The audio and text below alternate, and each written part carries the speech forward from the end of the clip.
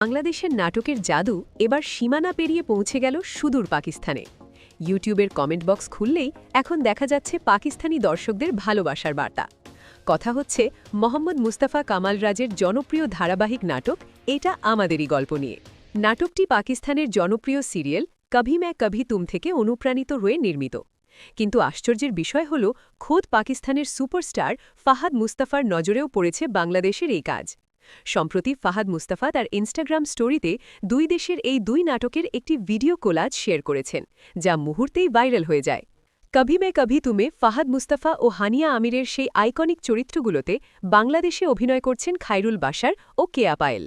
সামির আর মেহরিন হিসেবে তাদের অনবদ্য অভিনয় আর রসায়ন দর্শকদের এতটাই মুগ্ধ করেছে যে ইউটিউবে প্রতি এপিসোড রিলিজের কয়েকদিনেই ভিউ ছাড়িয়ে যাচ্ছে কোটি। শুধু ভিউ নয়, নাটকটি আন্তর্জাতিক স্তরে দেশের সম্মানও বাড়াচ্ছে। সমালোচকরা বলছেন গল্পের চিরচেনা পারিবারিক আবেগই একে অনন্য করে তুলেছে। দেশের গণ্ডি ছাড়িয়ে এই জয়জয়কার বলে দিচ্ছে ভালো গল্পের আবেদন কোনো দেশের সীমানা মানে না।